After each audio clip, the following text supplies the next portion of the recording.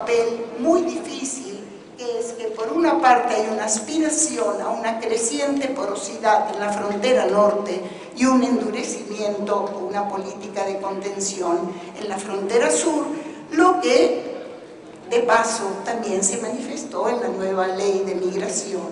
Entonces, tal vez finalizaría diciendo: podríamos acercarnos a ver los procesos migratorios hoy en un signo de qué oportunidades plantean, como una población que se mueve puede ser actor y sujeto de enriquecimiento, como quienes se fueron pueden realmente movilizar y enriquecer a quienes se quedan, pero también cuáles son las políticas migratorias que tienen que ver con educación, con condiciones laborales, con trabajo, con derechos humanos, con la construcción de un espacio de convivencia que haga atractivo no solo a que se queden quienes están, sino también vengan aquellos que no conocen. Gracias.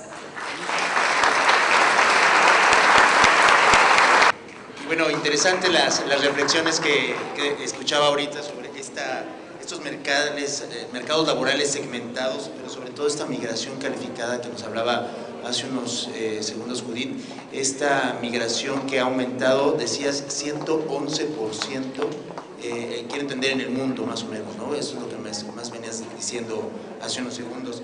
Le quiero recordar a la gente que si quieren preguntar, se vayan acercando a nuestras edecanes, ellas podrán preguntar al final de la exposición, pues podremos justamente cuestionar a nuestros invitados aquí para que nos digan pues estas dudas que vamos teniendo y bueno, también me quedaba con esta reflexión sobre estas políticas de contención, nos decías, en la frontera sur, unas políticas de migración que son básicamente necesarias. Buenos días a todas y todos, muchas gracias por esa invitación. Y gracias a Julia por esa magnífica introducción. Aclaro mi identidad institucional, sí estoy en el Consejo de Incidencia Social, pero sobre todo soy directora del Instituto de Estudios y Divulgación sobre Migración, ¿no? Yo me voy a quedar también en lo global, como me lo sugirieron. ¿Cómo funciona esa cosa, con la flecha? Gracias. Contestando la pregunta de si la migración es un problema global, bueno, normalmente los académicos y gente de sociedad civil que trabajamos el tema, no nos gusta que se diga que la migración es un problema. Consideramos que son otros elementos asociados a la migración los que configuran el problema, ¿no? Pero sin duda es un tema que hace hablar mucho y que está en debates internacionales de muy alto nivel, sobre todo desde principios o mitad de los años 90, cuando empieza a haber una especie de crisis que convoca al diálogo sobre el tema y a tratar de encontrar un marco conceptual y paradigmas diferentes. Y bueno, pues de hecho el año pasado, en el mes de noviembre, aquí en México, en Puerto Vallarta, tuvo lugar el Foro Mundial sobre Migración y Desarrollo, que es el foro de debate más amplio, aunque esencialmente gubernamental, sobre el tema, ¿no? Ahí hay un rasgo: los debates sobre migración no suelen ser debates tan inclusivos, ¿no? Y ha habido una gran dificultad en establecer un diálogo gobierno-sociedad civil y otros sectores civiles como la academia, la iniciativa privada, etcétera, ¿no? Por lo tanto, hay debates paralelos de sociedad civil y academia, y obviamente con la participación de los propios migrantes, que desafortunadamente no han sido mucho considerados como sujetos políticos como sujetos de cambio, como sujetos de derechos.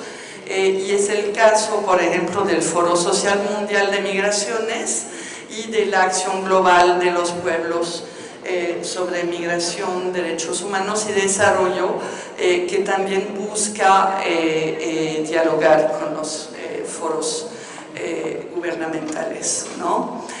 ¿Qué buscan esos foros? Buscan la globalidad, la gobernabilidad de los flujos migratorios y hablan de migración y desarrollo. Pero el enfoque del que hablan de migración y desarrollo continúa desafortunadamente muy centrado en el tema de las remesas, en el mito de las remesas como un posible motor del desarrollo. Y ahí tenemos que recordar que las remesas son sueldos o ingresos de trabajadores que no tendrían por qué ser un motor del desarrollo. Como dice una amiga, Leticia Calderón, del Instituto Mora, yo nunca aceptaría que nadie me indicara cómo usar mi sueldo, ¿verdad? Entonces, ¿por qué los migrantes sí, no?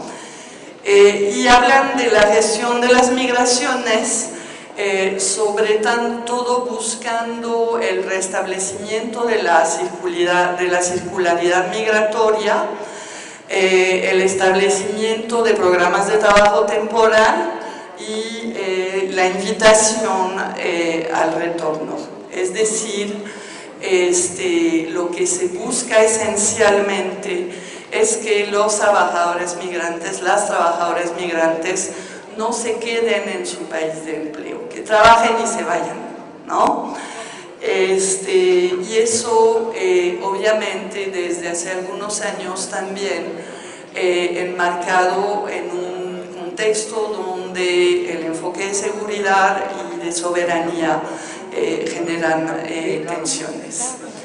En ese debate se omiten las causas de la migración, se omiten los derechos humanos, los riesgos del tránsito que señalaba Julia, y también los costos socioeconómicos de la migración para los países de origen, ¿no?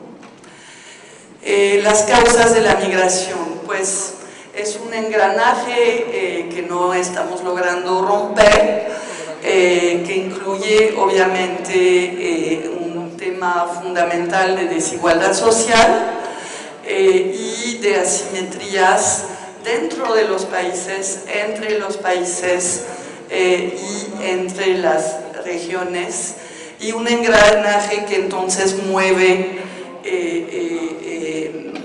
o provoca lo que preferimos llamar migración forzada. No lo queremos llamar más migración económica, porque, bueno, en realidad las personas son forzadas por falta de oportunidades, por desastres, por conflictos sociales, por violencia, y no buscan sencillamente irse a pasear o a enriquecer, ¿no?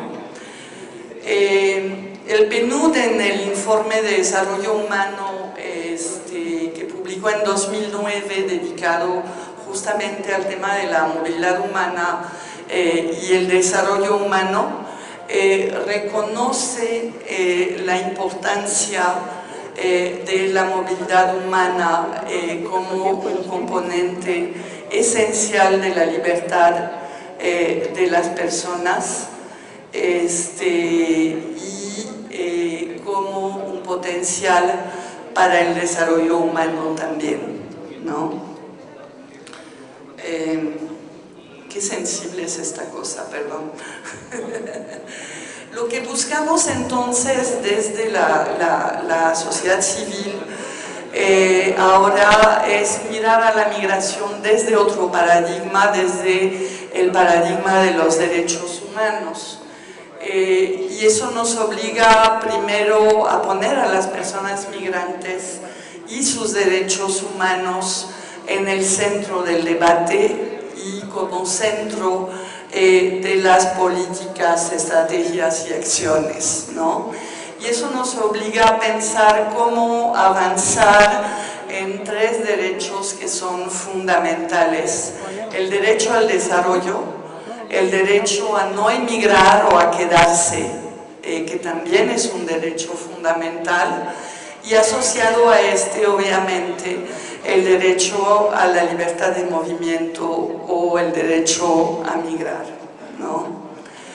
Pero tenemos que mirar también los derechos humanos de las personas que migran en todo el proceso migratorio, en el origen, en el tránsito, en el destino y en el retorno.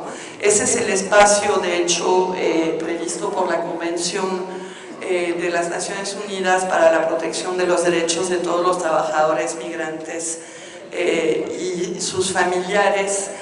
Y suele hablarse poco de los derechos en el tránsito y poco de los derechos en el retorno también, ¿no?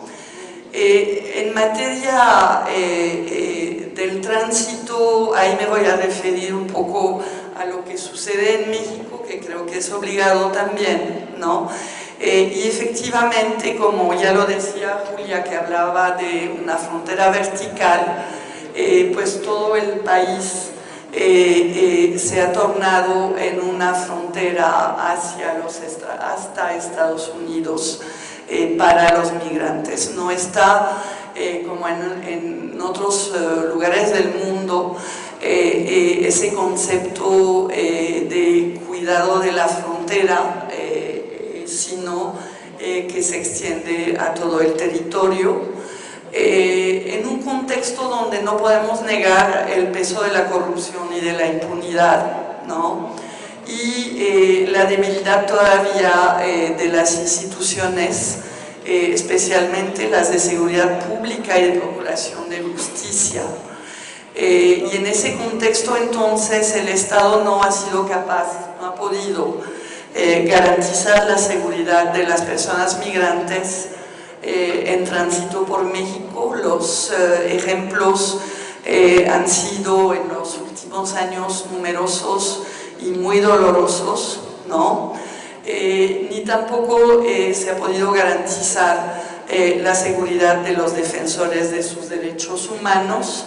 Y hemos visto, por ejemplo, defensores acusados de tráfico ilícito de personas, como ha sido el caso del padre Solalinde, para quitarle de en medio del negocio del que participan el crimen organizado y algunos funcionarios, ¿no? En ese contexto y con ese enfoque de seguridad, se construye a la persona extranjera, al migrante, al ilegal como otro, y se promueve la tolerancia y la omisión ante la violencia a sus derechos, ¿no? Estamos en una especie de situación de guerra en algunas zonas del país, muchas zonas por las que transitan precisamente los migrantes, ¿no? Y donde ellos y ellas están atrapados, y se dificulta también la participación social en su auxilio, porque obviamente en una situación de guerra uno es amigo o enemigo, ¿no? Tenemos entonces, ya voy a terminar, no se preocupen, que repasar el modelo de la gestión migratoria y pensar las migraciones y formular políticas de Estado desde principios. Unos principios como el de la integralidad, la igualdad, la inclusión y el humanismo, ¿no? Y eso nos lleva a caminar hacia la integración regional solidaria. Estamos hablando de procesos migratorios que se integran en un modelo regional que no podemos tratar aisladamente, Y ahí obviamente nuestra región incluye Centroamérica, ¿no? Trabajar desde la seguridad humana en vez de desde la seguridad nacional y la criminalización, pensar en la promoción de la libre movilidad en vez de la migración forzada, promover el trabajo decente en lugar de la explotación laboral y promover una ciudadanía global ante un contexto de ciudadanía ahora que no corresponde más a la realidad, que ya no puede articularse desde el concepto del Estado-Nación, ¿no? Y trabajar por la inclusión social y la no discriminación, ¿no?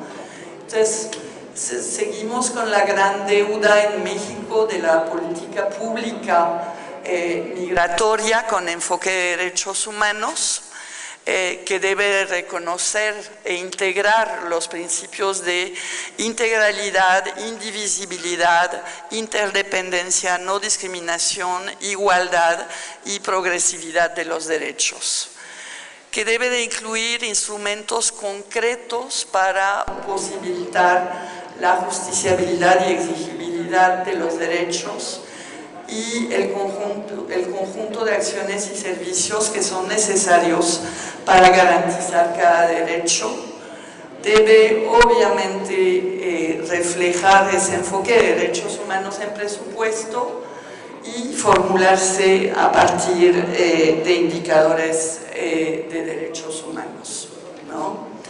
Ese es un buen momento para trabajar en eso. En ese momento en la Cámara de Diputados hay un proyecto de ley de migración que continúa criminalizando, que se refiere todavía a la seguridad nacional, que continúa previendo la participación de Policía Federal y otras en temas de verificación y control migratorio, lo cual estamos peleando, por ejemplo, en Estados Unidos con las iniciativas de comunidades seguras, donde el gobierno mexicano se opone a la participación de las policías en materia migratoria. Entonces, es un buen momento para materializar esa voluntad de avanzar y hacer realidad los derechos humanos de las personas migrantes. El debate sobre migración y desarrollo, lo decía la Acción Global de los Pueblos, no puede ni debe estar disociado de la agenda de derechos humanos, ¿no? Entonces, avancemos hacia allá juntos. Gracias.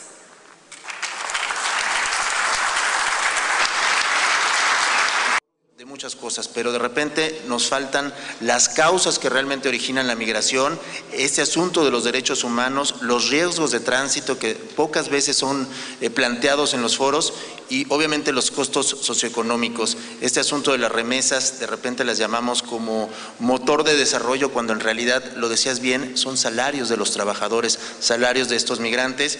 Y también me quedaba con una reflexión que hacías en un principio. La pregunta es, migración, un problema global. Decías que no gusta mucho el decir que es un problema, quizás que es